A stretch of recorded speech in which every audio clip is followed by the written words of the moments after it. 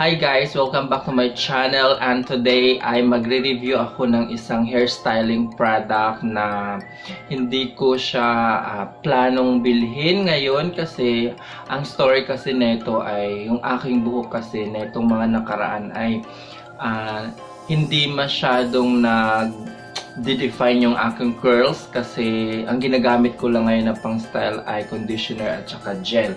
So ngayon, dun sa isang group ng mga curly ay may pinost na isang hairstyling, yung wax na gusto kong gamitin kasi before nakagamit na rin ako ng wax sa aking buhok and gustong gusto ko yung nagiging texture ng aking buhok, pero yung wax na yun ay hindi curly product approved.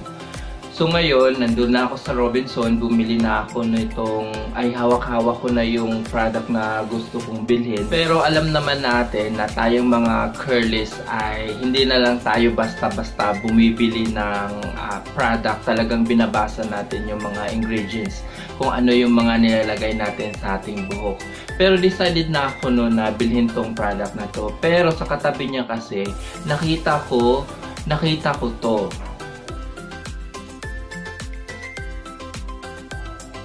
So, binasa ko yung ingredients niya and then ang bumungad sa akin ay ito ay meron siyang castor oil and jojoba oil.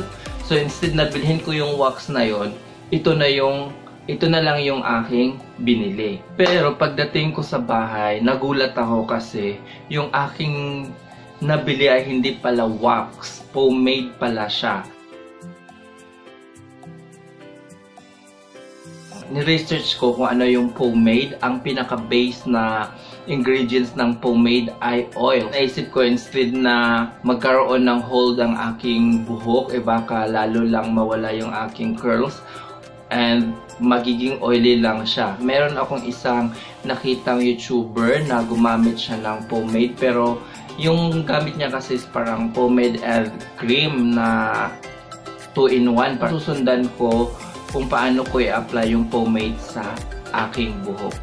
So ito pala guys, ang nakalagay pala dito ay meron siyang castor oil,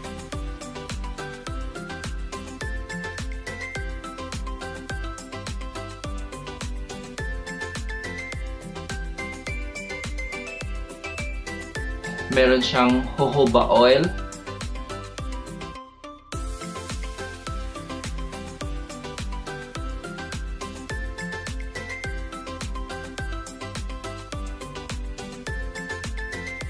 may nakalagay dito na Japanese wax. Nung ginugil ko yung Japanese wax, isa pala siyang plant-based wax. So,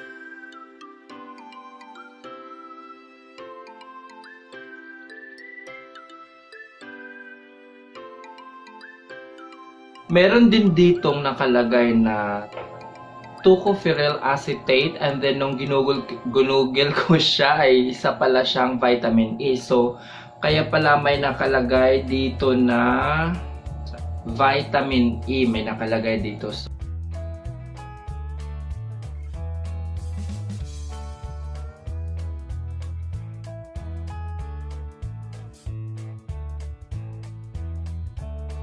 Pagdating naman sa hold,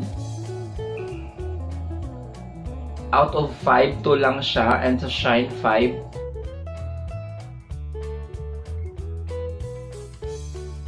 So ngayon guys, ipapakita ko na sa yung process kung paano ko trinay yung product and then kung ano yung aking review sa kanya.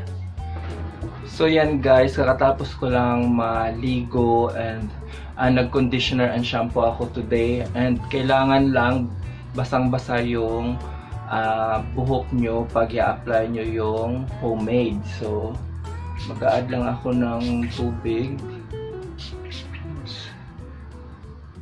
Titanggal lang konti.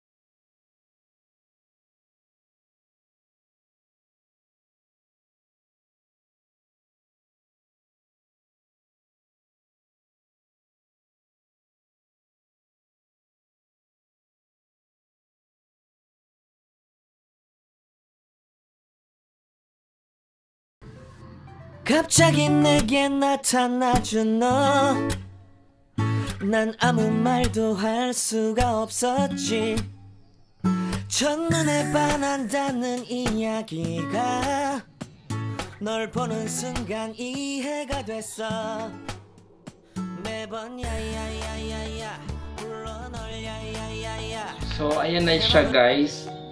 Hindi pa siya 100% na dry talaga, pero yan, nakita nyo na sobrang nag-a-add talaga siya ng shine sa aking buhok. And nagulat din ako kasi akala ko magpa-flat masyado yung buhok ko kasi parang ang thick kasi ng pomade. Pero after niyang matuyo, di ba nung pag-apply ko ng pomade ay sobrang lagkit. Parang kapahit sa kamay ko, malagkit siya. Pero pagkatuyo ng aking buhok, wala yung pagkalagkit niya. Meron pa rin siyang bounce kahit na pomade siya. Hindi katulad ng ordinary wax talaga na parang antigas ng buhok mo. Siguro next time, pag gagamitin ko ito, lalagyan ko siya ng gel para magkaroon ng hold. Make sure lang guys kasi hindi ganun ka nag-hold yung curls na inyong buhok. Ay i-scrunch nyo siya na yun talagang 100% dry na siya. Kasi kanina akala ko kasi tuyo na siya. Talagang in-scrunch ko siya. And then may ibang mga curls na sobrang naghiwa-hiwalay. So yan guys, thank you for watching my video and please don't forget to like and subscribe to my channel. And kung gusto mo yung mga itong video ay abangan nyo pa yung mga iba kong review dahil may mga iba pa kong product na i-review dito sa aking channel. Kaya thank you so much!